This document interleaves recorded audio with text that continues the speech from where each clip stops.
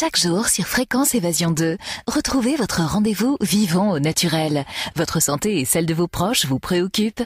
Retrouvez-nous sur Fréquence Évasion pour découvrir qu'il est possible de vivre autrement. Rester en bonne santé n'est plus un mystère. Nous parlons des médecines alternatives, du végétarisme et les bienfaits des produits biologiques. Tous les sujets pour vivre sainement sont abordés dans Vivons au naturel sur Fréquence Évasion 2.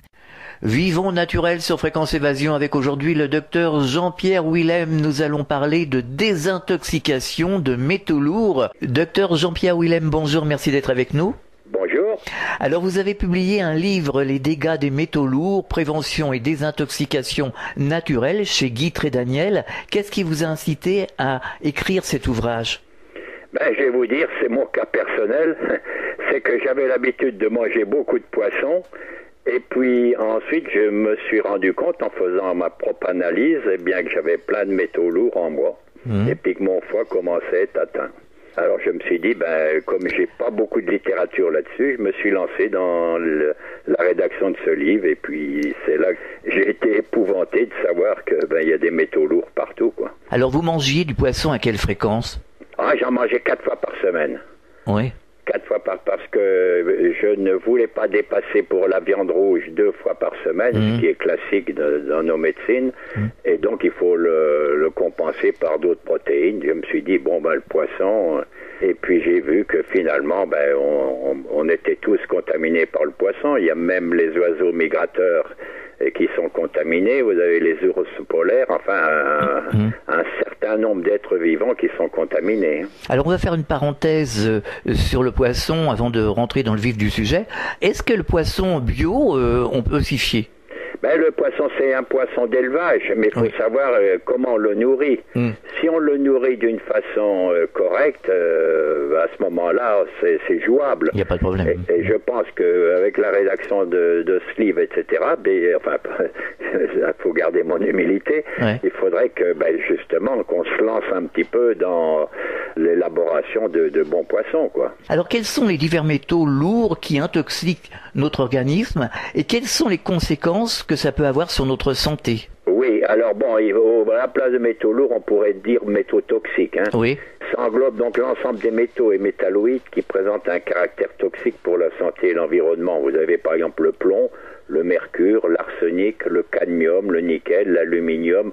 Dans mon livre, je crois que j'en ai traité plus d'une vingtaine. Et j'ai donné où on trouvait donc ces métaux lourds et la description des signes cliniques et la thérapie, quoi. Parce que c'est un petit peu rébarbatif de vous citer cela, c'est pas très érotique, mais il faut les savoir. Alors, donc, il y a certains comme le cuivre, le zinc, le chrome, qu'on emploie, qui sont un peu des oligo-éléments, mais dès lors qu'ils sont pris en abondance, ils deviennent toxiques à leur tour. Ouais. Donc, depuis la Seconde Guerre mondiale, on vit dans un environnement chimique. Il y a des milliers de produits métallochimiques qui baignent notre quotidien, des sources de pollution diverses qui encrassent l'organisme en permanence. Sous forme de différentes infiltrations. Et le plus terrible, c'est que nous on se pollue principalement en respirant, en mangeant et en nous soignant, donc par tous les pores de notre organisme. On s'imprègne de métaux toxiques en respirant les gaz d'échappement des automobiles avec le plomb, les émissions aériennes des processus industriels, de la combustion du pétrole, du charbon, des végétaux, des émanations, des incinérateurs d'élimination d'ordures ménagères. On ingère des toxiques en mangeant des aliments contaminés qui sont un peu le résultat des pratiques agroalimentaires modernes qui utilisent à long terme des composés chimiques pour la protection des plantes, mais on hérite un peu de ces inconvénients, d'où il y a eu une explosion de quantité de cuivre, de mercure, etc. dans les sols et les cours d'eau qui contaminent les aliments. Vous voyez ?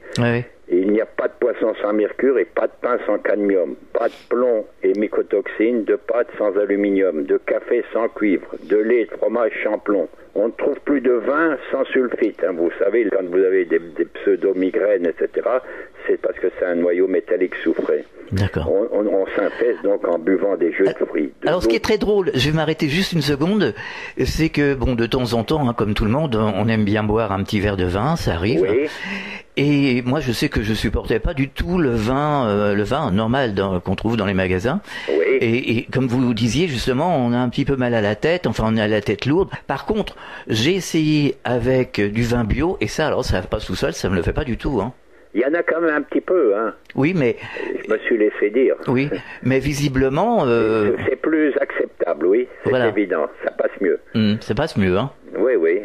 Bon, on va y venir, puis en plus, il y a eu les scandales qu'il y a eu sur les vins, sur certains cépages, etc., que les gens vont essayer d'améliorer un petit peu la présentation de leur vin. Hein. Ouais. Alors justement, quels sont les symptômes qui font penser qu'on est en surcharge de ces métaux lourds, qu'on est intoxiqué?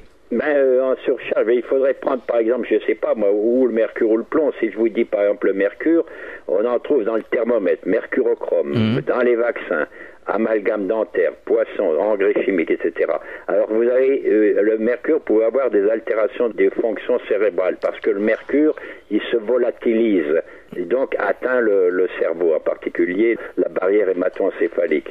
Ça donne des migraines, une irritabilité, une anxiété, des insomnies, des sueurs anormales, des saignements des gencives, des fatigues, problèmes visuels, troubles ORL, vous voyez, rhumatisme, convulsions, lésions rénales, etc.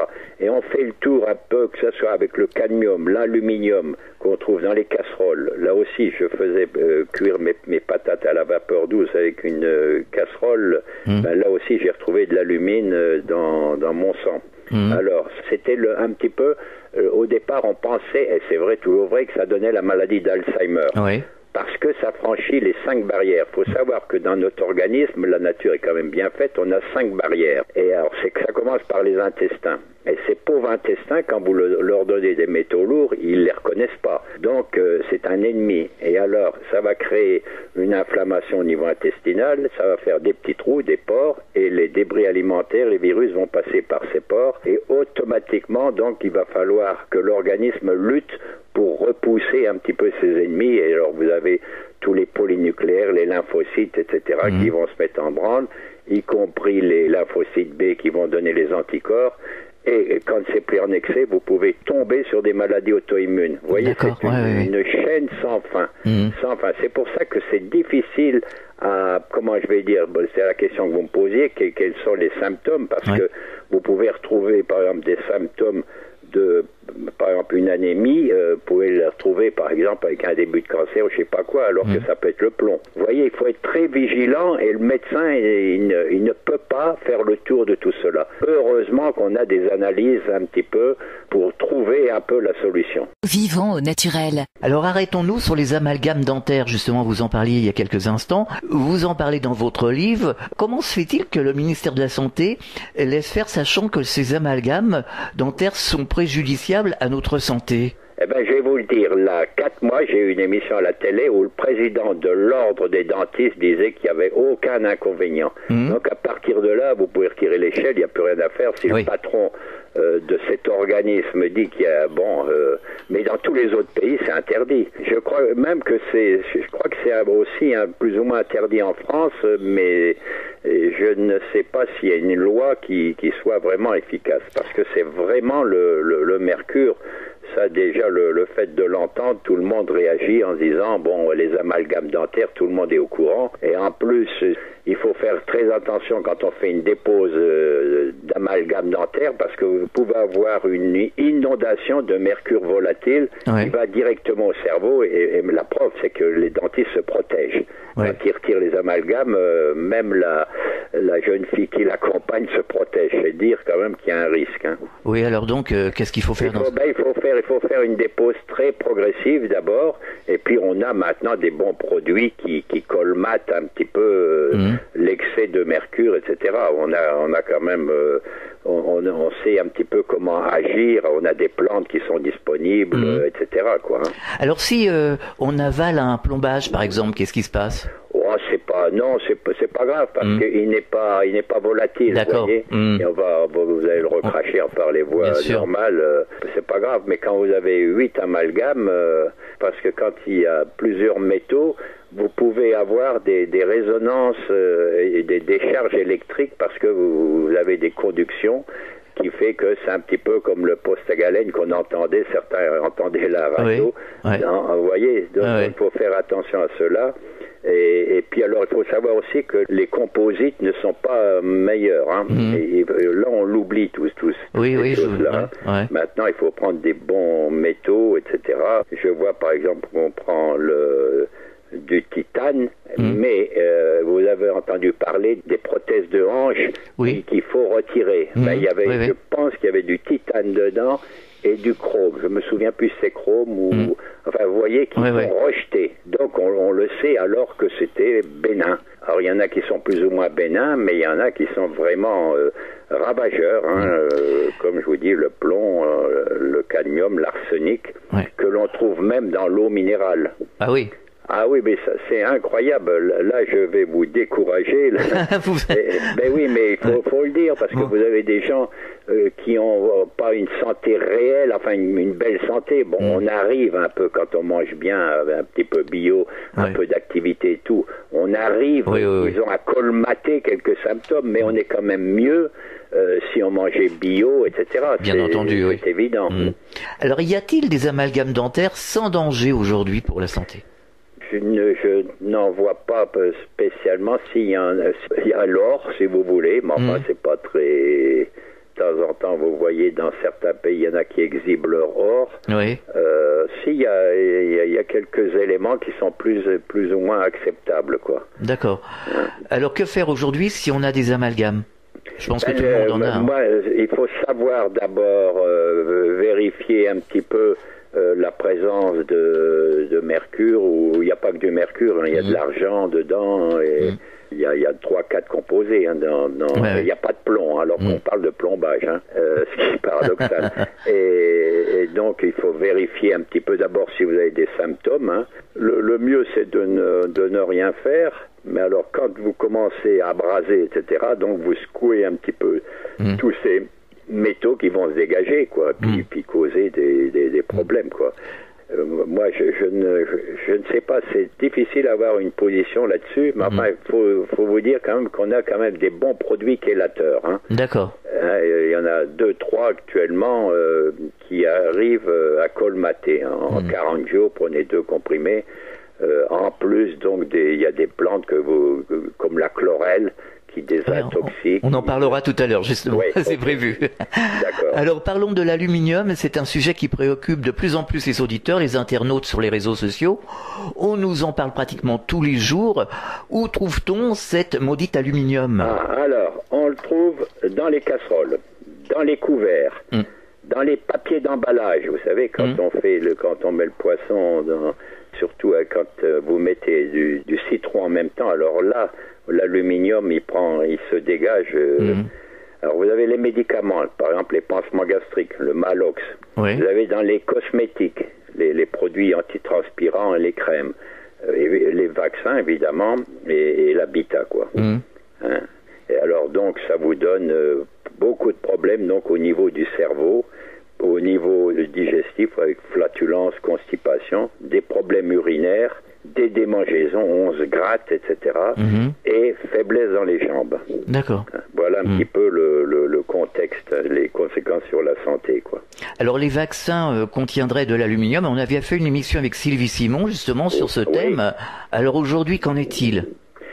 Ça continue parce qu'il faut vous dire qu'un vaccin, pour qu'il ait une certaine vertu, une certaine force, il faut le renforcer par un adjuvant. C'est-à-dire, c'est une saloperie comme l'aluminium, le mercure qu'on retrouve dans l'aurore, le vaccin de la rougeole, qui a donné beaucoup de maladies autistes en particulier. Et alors, on les booste par ces adjuvants, ce qui fait que le vaccin prend une certaine force. Enfin, il atteint à peu près 70-80%. Sinon, à 50%, c'est pas valable. Ce qui a eu lieu pour le dernier vaccin de la grippe, si vous vous souvenez. Oui. Hein, il n'a pas été efficace, hein, mais il a laissé quand même ses dégâts. Hein. Alors, voilà, donc pour ces vaccins, mais c'est quelque chose de ravageur. Hein. On a supprimé le BCG, etc., mais encore maintenant, alors moi, je n'ose pas quand même urbi et torbi brailler pour dire il faut le supprimer, mais je me dis que vacciner un enfant à sa naissance, il faut savoir qu'un enfant, son immunité ne sera complète qu'au bout de 8 mois. C'est sa maman qui lui prête son immunité. c'est ça qu'il faut savoir. Alors, si déjà vous lui brisez, vous lui stoppez son immunité, vous verrez les séquelles qu'il va avoir, hein, les pathologies qui vont arriver. Puis alors, si en plus il chope un papillomavirus, une jeune fille à 14 ans, lui refait un vaccin, après vous les retrouvez dans des contextes vraiment pathologiques aigus. Hein. On marque une pause, on revient dans quelques instants. Vivons au naturel sur Fréquence Évasion 2. Réactualisez régulièrement toutes vos applications iPhone et Android sur les sites de Fréquence Évasion Radio et Monte Carlo Azur. fréquenceévasion.com, fréquenceévasion2.com et montecarloazur.com. Fréquence Évasion. Fréquence Évasion. Nous sommes de retour sur Fréquence Évasion, c'est Vivons au naturel, toujours avec le docteur Jean-Pierre Willem. Alors, est-ce qu'il y a une solution pour se débarrasser de cet aluminium ? Il faut changer vos casseroles, hein, etc. Plus de papier d'emballage quand vous faites les papillotes, là, comme vous dites. Les médicaments, il faut savoir regarder ce qu'il y a dedans, hein, les pansements gastriques, quoi. Et puis alors les produits antitranspirants, etc. Vous avez l'alun, hein. Et alors on s'est rendu compte qu'il y avait des cancers du sein du cadran supéro-externe, c'est-à-dire qui correspondait, quand les dames donc mettaient cet alun pour suivez-moi, eh bien il y a un cancer qui se développait donc dans le cadran supérieur du sein. Donc c'est vous dire quand même que c'est ravageur. Hein. D'accord. Alors quand je vous disais de s'en débarrasser, je parlais de s'en débarrasser quand il est à l'intérieur de l'organisme. Quand il est, là il faut prendre, il y a toute une conduite à tenir, hein, ça c'est évident. Alors, il faut prendre par exemple la coriandre qui mobilise les métaux lourds dans le milieu intracellulaire. La coriandre, hein, vous avez le radis noir, vous avez les pectines de fruits, les pectines de pommes par exemple, qui avec les fibres, qui au passage contrôlent le cholestérol et puis drainent les métaux lourds, surtout le plomb. Vous avez les algues qui neutralisent les éléments radioactifs, même, qui renferment donc la richesse organique et nutritionnelle de l'eau de mer. Les algues, du reste, il y en a qui sont remplies de radioactivité, quoi. Mais elles sont efficaces quand elles sont bio, quand on en trouve des bio. Comme aliment qu'il faut prendre la choucroute, un aliment fermenté comme le miso japonais, qui rend digeste, qui désinfecte et détoxique. Surtout le jus de choucroute. J'allais vous le dire, justement, le jus de choucroute que l'on vend dans les magasins bio, c'est très bon. Ah oui, puis ça recrée une flore intestinale, comme je vous le disais tout à l'heure, comme elle est endommagée, elle est altérée, cette muqueuse intestinale, et va créer des dégâts, mais sur plusieurs années, eh bien, vous prenez ce jus de choucroute qui recrée, en même temps qu'il faut prendre évidemment des probiotiques, hein. Et puis la propolis. Et en plus, ce jus de choucroute, c'est bon dans les intolérances alimentaires. Hein. D'accord. Le silicium, est-ce que c'est bon ? Oui, le silicium, oui, parce que la silice organique, la silice minérale, on ne le métabolise pas. Hein. Comme tout ce qui est minéral, l'organisme n'assimile pas. Il faut le passer sur un végétal. C'est un peu comme vous avez entendu parler du G5. Alors est-ce que c'est bon le G5 ? C'est bon dans la mesure où Ribot, le pharmacien qui l'accompagnait, a découvert que le silice minéral ne servait pas. Et il l'a fait passer sur une diatomée qui l'a rendu opérationnel. C'est pour ça qu'il marche le G5.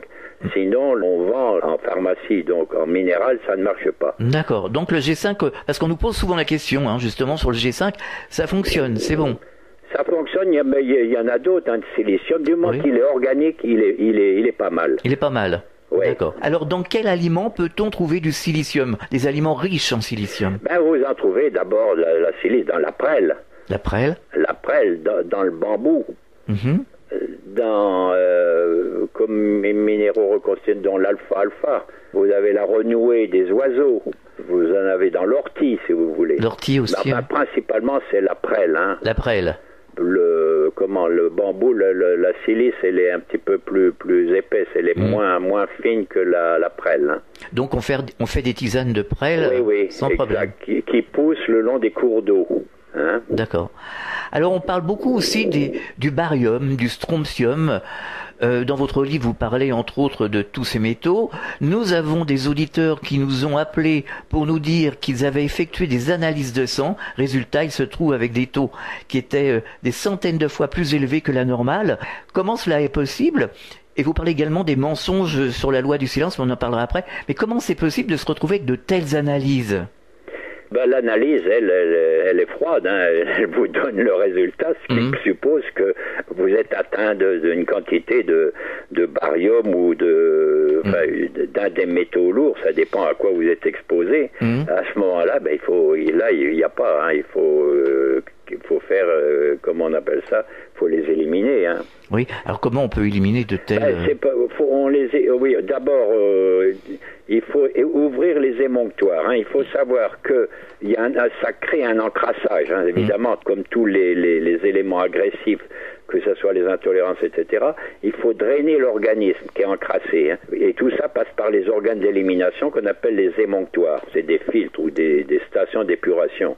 Et alors ces émonctoires, c'est le foie. Donc il faut bien le foie. Donc c'est connu, on donne des pissenlits, hein. C'est au mois de mars, mais il n'y en a plus beaucoup qui vont le cueillir. Ouais. Les artichauts, les carottes, radis noirs, réfort, tout ça c'est bon. Il faut requinquer les intestins. Vous avez des bons produits, l'olive, la prune, les raisins, etc.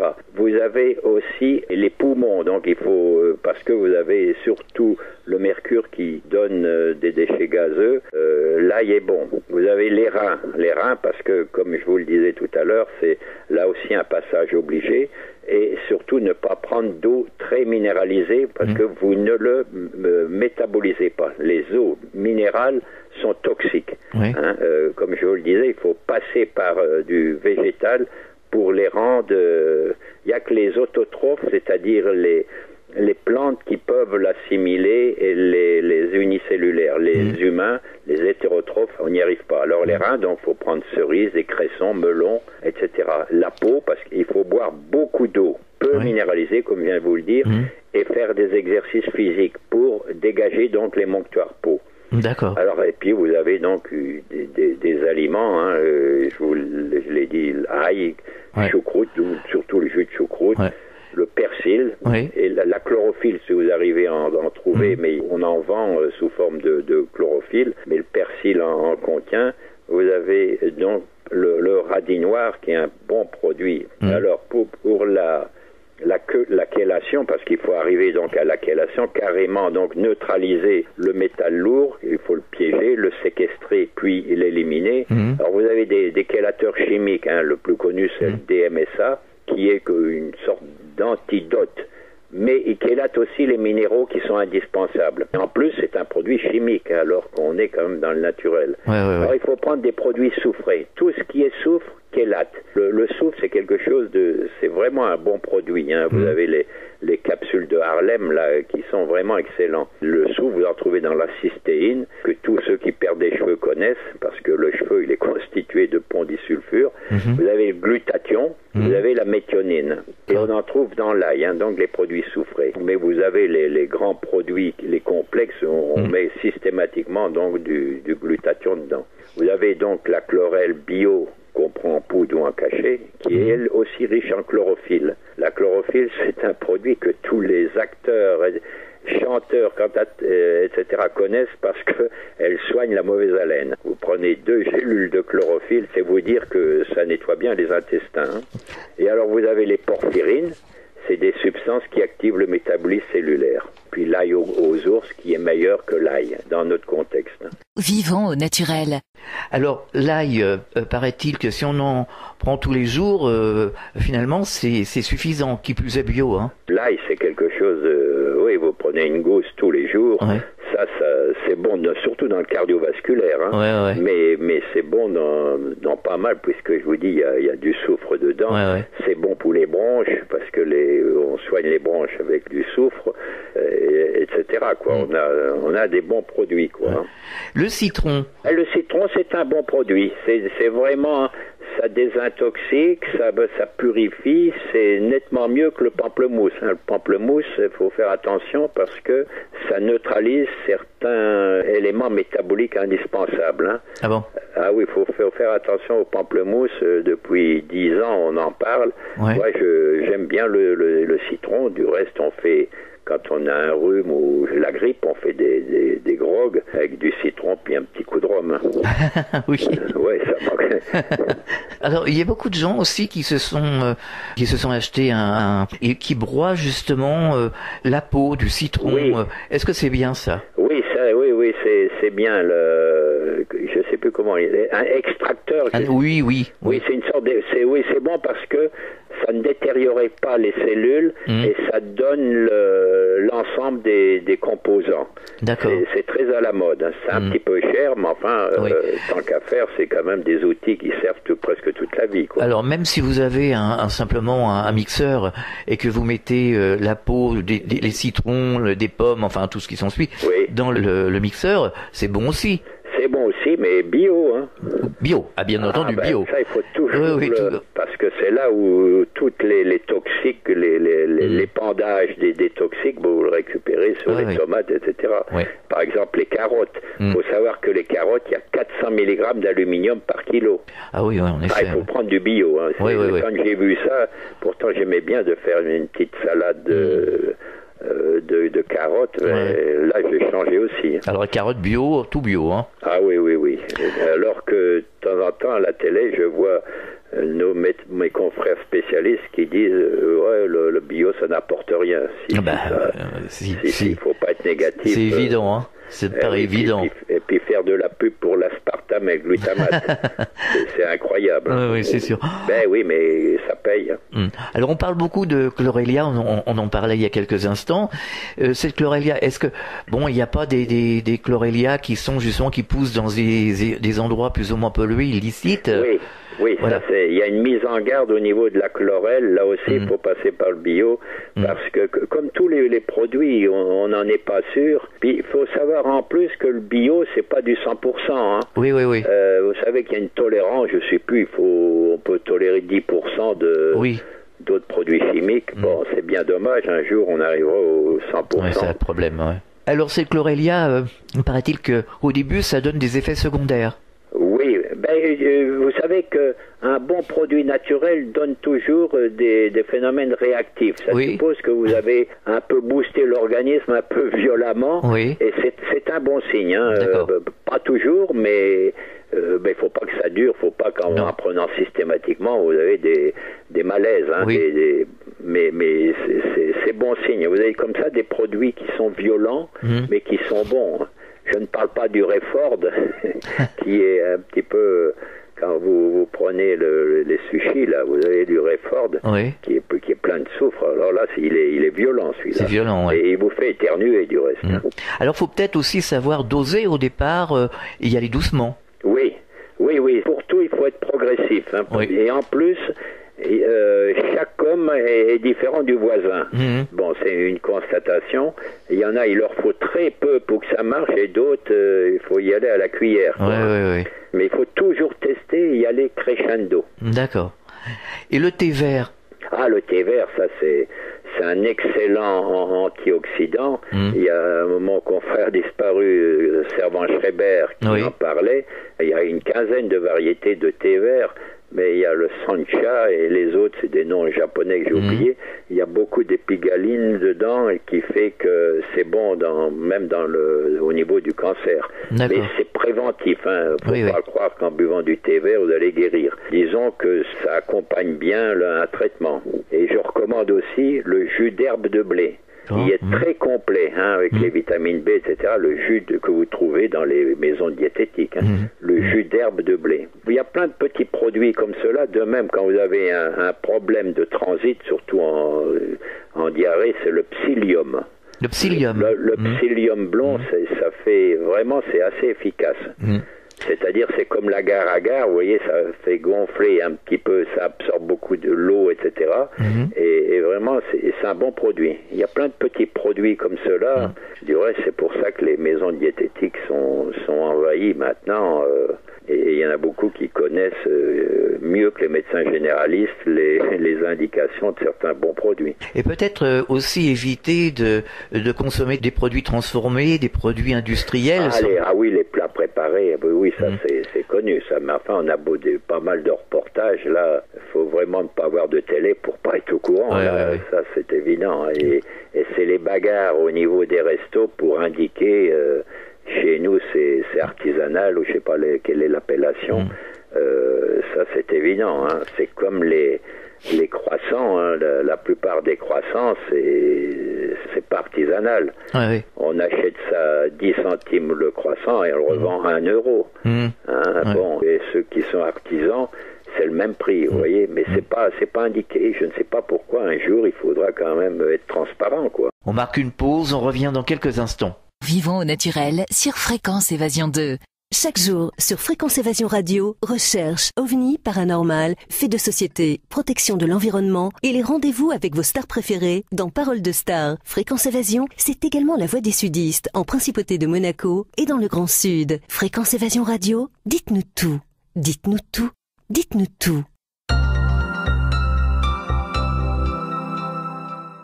Fréquence Évasion. Fréquence Évasion. Nous sommes de retour sur Fréquence Évasion, c'est Vivons Naturel, toujours avec le docteur Jean-Pierre Willem. Juste un dernier mot sur l'aluminium, parce que ça vient de me traverser la tête, c'est le moment de le dire. Oui. J'avais fait une émission avec un intervenant qui me disait que l'aluminium était piégé dans le cerveau et on pouvait pas la déloger. Est-ce que c'est vrai? Est-ce que c'est faux? Est-ce qu'on peut quand même arriver à sortir l'aluminium qui est stocké dans le cerveau? C'est une question de quantité. Bon, faut savoir que chez les vieux déjà tous les systèmes enzymatiques, etc. S'éteignent, s'atténuent, quoi. Hein. Oui, il faut savoir donc chez les vieilles personnes d'abord ils ne boivent pas beaucoup alors qu'il faut boire beaucoup pour éliminer. Hein. C'est peut-être pour cela que ça reste incrusté dans les villosités du cerveau, mais oui, ça serait la première chose à faire. Mais enfin, il n'y a pas que dans la maladie d'Alzheimer, il n'y a pas que l'aluminium. Hein. C'est tous les produits chimiques que l'on a pris au long cours. Par exemple, les IPP, la pilule qu'on prend pendant des années, les biphosphonates qu'on prend pour la déminéralisation, alors que ça aggrave la déminéralisation. Faut le savoir, ça. Hein.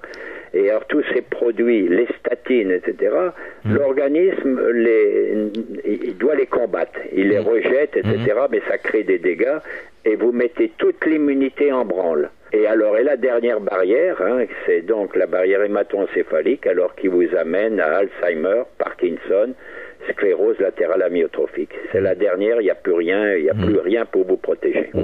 Alors, un docteur anglais disait que le G5, justement, le silicium G5, délogeait justement cet aluminium qui était dans le cerveau. Est-ce que c'est vrai ou... Je ne saurais pas vous dire. Hein. Il faudrait voir un petit peu... quand vous avez que 2-3 cas, c'est pas valable. Peut-être qu'en plus vous prenez autre chose et on biaise. Hein. Et c'est à chacun, il veut découvrir le produit miracle du siècle. Quoi, hein. Bon, on le voit tous les jours, puis finalement on se rend compte que il y avait ceci à côté, etc., comme ceux qui guérissent des cancers, mais en même temps, on a pris autre chose, etc. Donc c'est difficile à dire que tel produit est miraculeux. Alors boire de l'eau de source, c'est bien. Oui, c'est bon. Du moment qu'il n'y a pas trop de minéraux dedans, c'est bon. D'accord. Et il faut boire au moins 1,5 litre par jour, quoi. Oui, quand même. Et la meilleure thérapie, c'est le jeûne. Hein. Oui. Il n'y a qu'en France qu'on l'ignore totalement. Alors on a fait une émission sur le jeûne. Il y a un boom à travers le monde, même aux États-Unis. Oui. Même, il y a eu les travaux de Gernez là, qui parlaient de réduction alimentaire. Il y a le jeûne, maintenant, le régime cétogène. Mais maintenant, vous savez qu'en Sibérie, comme c'était des pauvres gens ou des politiques, donc ils voulaient pas gaspiller de médicaments pour eux, on les a fait jeûner en disant, bon, on fait quelque chose. Et on s'est rendu compte que finalement, 70% des maladies disparaissaient. 70% et se maintenaient 5 ans après. Et on l'a étudié, maintenant les livres sortent, j'en ai sorti un justement. Vraiment, c'est miraculeux le jeûne, mais c'est les 3 premiers jours les plus difficiles. Oui, alors justement, comment pratiquer un jeûne intelligent sans mettre pour autant sa santé en danger? Alors donc, il faudrait d'abord, j'allais dire ça, faire collectivement, ou le couple, ou alors faire ce qu'on appelle les randonnées jeûne randonnée. Parce que c'est délicat, il n'y a aucun risque à jeûner, mais enfin de voir les autres qui mangent à côté de vous, etc., puis on a peur de mourir, etc., alors que c'est faux. Le premier jour, donc, vous mangez votre glucose, il n'y en a plus. Après, donc, on passe un peu aux protéines, puis après aux graisses. Ce qui fait que le garde-manger, c'est vous pouvez jeûner uniquement en buvant de l'eau, peu minéralisée, pendant 40 jours, si vous voulez, et on est bien au 5e jour, parce que vous avez la sérotonine qui apparaît. La sérotonine, c'est la joie de vivre, etc. Vous assistez des fois les gens retrouvent leur spiritualité. Il y en a qui écoutent la grande musique. On s'aime davantage. Ça donne lieu à presque, une agence matrimoniale. Mais vraiment, ça change. C'est incroyable comment ce jeûne uniquement de l'eau peu minéralisée, mais il faut le faire. Ou alors vous procédez à une réduction alimentaire, donc on va éliminer donc tous les comment on appelle ça, les polluants, les antigènes qui encombrent votre organisme, et après se met en route uniquement en réduction alimentaire. Donc à un moment donné, il est connu que quand on diminue la nourriture, les facteurs de croissance diminuent, ce qui fait que ça diminue ou ça arrête même le cancer. Ça, c'est les travaux de Gernès, mais dans mon livre donc sur le jeûne, j'explique bien cela. Je rentre du Maroc où je viens de faire donc une série de conférences aux internes de Marrakech. Donc c'est à la mode. Il n'y a qu'en France c'est bloqué parce que on a peur de ne plus vendre de médicaments, quoi. Ouais. Alors, juste une précision. Alors, c'est pour essayer de comprendre, hein. Il y a des personnes qui ne mangent pas, qui maigrissent, qui deviennent anorexiques. Bon, alors, si on jeûne, par exemple, pendant 40 jours, là, on doit décoller, on doit maigrir. Non, tant que, je vais vous dire, un homme qui mesure 1m75, qui pèse 75 kilos, il a une réserve qui peut tenir 40 jours. C'est sa bonbonne, son abdomen, c'est sa nourriture. Ça va se transformer en corps cétonique. Donc ça va se transformer en corps cétonique, et puis il faut savoir que le cancer ne mange que du glucose en aérobiose, c'est-à-dire en fermentation, qui fait que si vous lui donnez plus de glucose et vous mettez des corps cétoniques à la place, il va s'arrêter. Et tout simplement, vous voyez, mais c'est tellement beau, comme on dit chez nous, c'est tellement beau pour que ça soit vrai. Et oui, et c'est vrai, vous avez des gens comme ça qui guérissent leur cancer, mais il faut aller jusqu'au bout. Mais quand vous avez un cancer, que vous êtes complètement déminéralisé, maigre, etc., ça je vous le déconseille. Hein. C'est évident, en phase terminale. C'est peut-être aussi les gens qui s'alimentent mal depuis X temps. En plus, parce qu'il y a tout un régime à suivre, ça c'est évident. Voilà. Il y a aussi, je vous donne aussi un conseil, je vais de temps en temps chez Picard, et moi j'achète des cocktails de fruits rouges. Alors là, ça c'est pas cher du tout, hein. Vous avez des érelles, des myrtilles, etc. C'est un antioxydant excellent. Vous prenez une cuillère à soupe tous les matins. Vous achetez 1 kilo, ça coûte 5 €, c'est pas... Et vous avez vraiment, c'est un médicament, plus c'est congelé ou surgelé, donc tous les principes sont gardés, tous ont été figés, et vraiment c'est vraiment un bon produit. Alors le fait de manger par exemple une fois et demie par jour, c'est-à-dire de ne pas manger de la journée par exemple, j'avais fait une émission avec une personne aussi, un intervenant qui disait qu'il ne prenait jamais le petit déjeuner. En fait c'est quelque part c'est des mini-jeûnes toute la journée. Est-ce que c'est bon? Il faut voir, il y a les monodiètes, etc. Mais en régime normal, le matin, il faut surtout pas prendre de sucre, de glucose. Pourquoi? Parce que ça bloque le tryptophane. Le tryptophane, c'est un acide aminé, c'est le seul qui va au cerveau, et il stimule la sérotonine, donc la satiété. Cette sérotonine stimule la mélatonine, qui va vous faire dormir. Et la mélatonine, elle assure l'équilibre de votre poids, la leptine. Vous voyez tout ça, mais dès lors que vous prenez du sucre avant 13 heures, vous aurez d'abord l'insuline hyperglycémique, c'est-à-dire qu'elle va grimper, vous pouvez avoir des petits coups de pompe très légers, mais surtout en profondeur, vous allez supprimer votre tryptophane dont on a bien besoin. Et si on n'a pas faim, par exemple le matin, on n'a pas faim, puis on n'a pas faim, il faut pas insister. Alors si vous voulez manger, il faut faire comme les anglo-saxons. Si vous allez dans les hôtels, les grands hôtels, etc., le matin, vous voyez, il y a les œufs, ils mangent vraiment les Anglais. Comme nos paysans, qu'est-ce qu'ils prennent? Ils prennent des protéines et des lipides. Parce qu'ils jambon, œufs, etc., parce que la journée va être dure et on met des éléments forts constitutionnels. Donc vous pouvez faire aussi un bon repas, donc à midi, et puis le soir, très léger. Comme il n'y a plus d'enzymes pour digérer, tout ça, c'est de la logique. Hein. Oui. Alors on dit qu'on mange trop et que l'on mange mal à la fois. Oui, c'était... Mais enfin, je pense quand même qu'il y a une éducation maintenant. Et vous avez plein d'émissions. Avant, on faisait plein d'émissions sur la météo, sur les mannequins, sur les grands cuisiniers. Maintenant, donc, on va vers ce qui nous est quand même, qui est un peu plus intéressant, et on éduque les gens. Mais malheureusement, à la télé, vous avez des gens qui passent plus volontiers parce qu'ils défendent les gros lobbies. Bien sûr. Ce qui fait qu'on est trompé, quoi. Que pensez-vous du slogan 5 fruits et légumes par jour? Oui, je suis d'accord, mais dès lors que vous prenez du lait et du fromage, c'est fini, c'est neutralisé. Ouais. Les caséines du lait, c'est-à-dire il y a 80% de phosphoprotéines, l'excès de phosphore bloque le calcium. Et si vous n'avez pas de calcium, vous n'avez pas de neurotransmetteurs, c'est la vie. Donc si vous prenez ça, vous n'avez plus d'antioxydants, ces caséines bloquent les flavonoïdes, etc. Vivons au naturel. Énormément de gens aujourd'hui ne mangent plus de viande, ne mangent plus de produits laitiers, ils sont plutôt végétariens, mangent un peu de poisson. Est-ce que c'est bon aussi ce régime, cette façon de s'alimenter? Il faut équilibrer, hein. Il faut. Moi, je suis pas contre une fois de la bonne viande rouge dont vous êtes sûr, quoi, parce que il y a quand même du bon fer dedans. Hein, ou alors du foie de veau, mais bon, c'est pareil.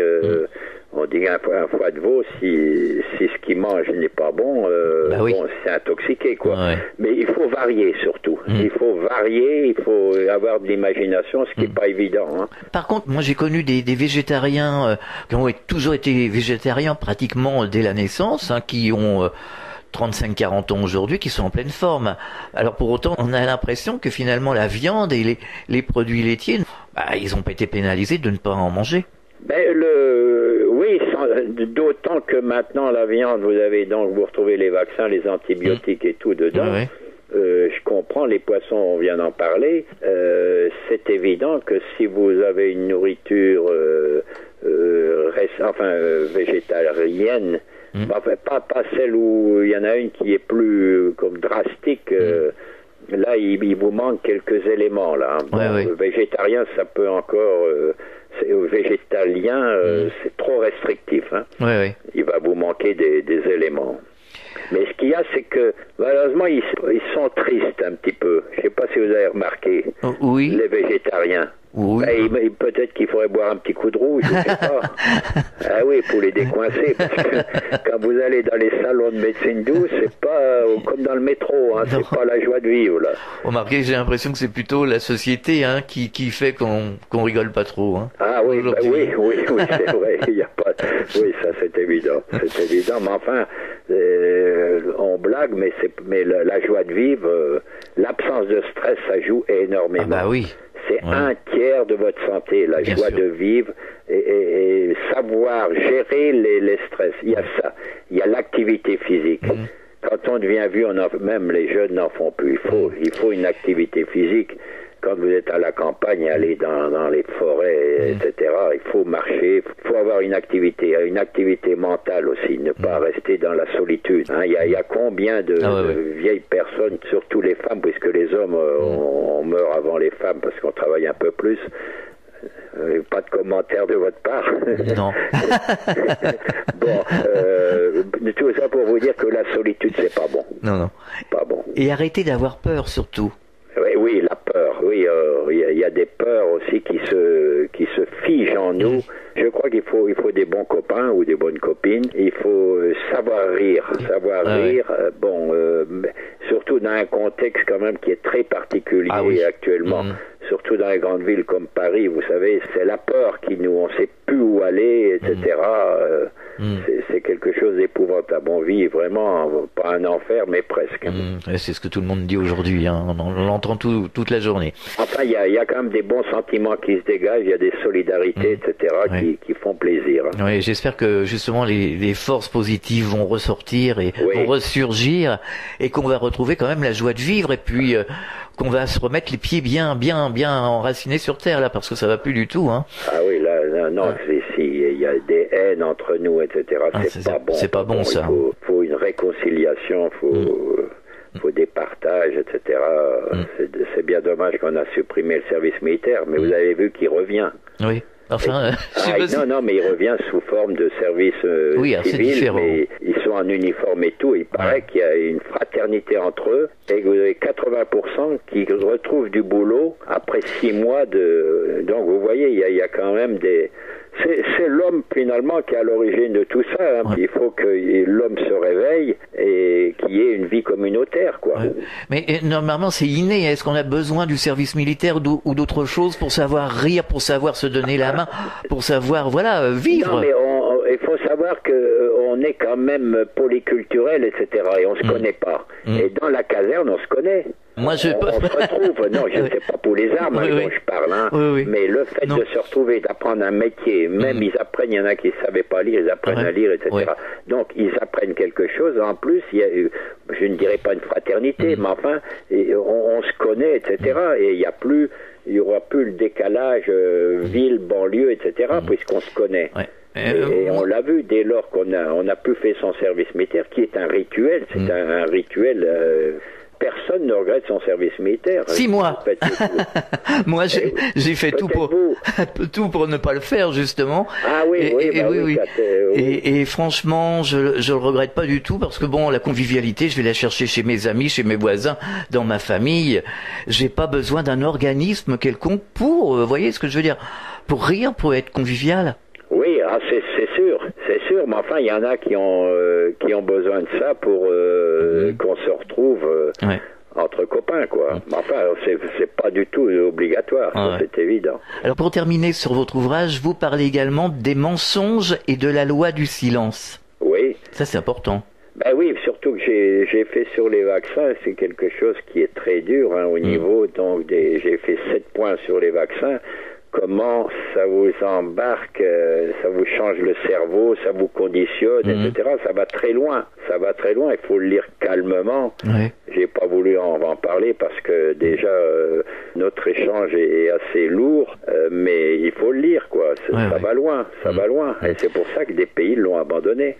En résumé, il faut apprendre à penser par soi-même. Par soi-même, et puis à échanger, hein, parce qu'il y a un non-dit. Il n'y a plus de transparence. C'est ça qui est pas beau du tout. C'est pas pourquoi cacher ça qu'on cache mais quand c'est l'homme, quand c'est la vie de l'homme qui est là présent, on ne peut pas chahuter avec notre vie. Il faut qu'on vive bien, etc., en bonne santé, etc. Mais là, faire du fric à notre détriment, alors qu'on sait très bien que c'est péjoratif, ça j'admets pas. Vous donnez des conférences, vous avez des projets ? Ah oui, je représente en France les maladies alternatives, là, hein, je rentre du Brésil, et j'ai été aussi invité par les Indiens, une tribu indienne, je leur ai fait des plans, un jardin botanique, quoi. Hein. Après, je vais au Chili, je vais à l'île de la Réunion, je vais à Cuba, parce que Cuba, il m'aime bien, parce que j'ai été copain à une époque avec Che Guevara, vers les années 65 en Afrique, donc que j'ai bien connu. Donc je vais faire cours là-bas au 6e année de médecine. Je vais souvent en Corée du Sud, où il y a on découvre pas mal de molécules, et voilà. Enfin, vous savez qu'à l'origine je suis chirurgien, surtout chirurgien de guerre, là, et puis je me suis offert j'ai été faire la guerre là 1 an, donc à Damas. D'accord. J'ai été rejoindre mon confrère Assad, qui est ophtalmo et qui n'a rien d'un terroriste. Bon, Voilà, donc j'essaye d'être diversifié, mais évidemment, moi, c'est les médecines alternatives qui m'intéressent. Bien sûr, on en a bien besoin en ce moment. Oui. Pour terminer, est-ce que vous auriez un message adressé aux auditeurs? Je leur dirais, d'abord, il faut lire, il faut échanger et surtout appliquer ce que vous avez entendu. Oui. Et puis bon, je ne veux pas être mercantile en disant acheter le livre, oui, ça coûte 12 Très intéressant euros, le livre, très intéressant. Mais on peut le relire, vous voyez. Oui. Puis vous dites, bon, il y a un truc que je connaissais pas, c'est l'ail des ours. Oui. On peut le planter dans notre jardin, dans son jardin. D'accord. Alors faites dans votre jardin, plantez de la coriandre, etc., quoi. Ouais. Et puis, en rassemblant toutes ces petites informations, vous gagnerez 10 ans ou 20 ans. Bien sûr. Voilà. Alors, on peut vous retrouver sur votre site internet. Vous allez nous donner l'adresse? Oui, alors c'est Jean-Pierre Willem, Jean-Pierre.Willem, wanadoo.fr, ou sur Wikipédia ou Facebook. Facebook, ouais. D'accord. Voilà. Merci, docteur Jean-Pierre Willem, et à très bientôt. À très bientôt. C'est très agréable. Merci. Sur Fréquence Évasion, vivons au naturel. Fréquence Évasion.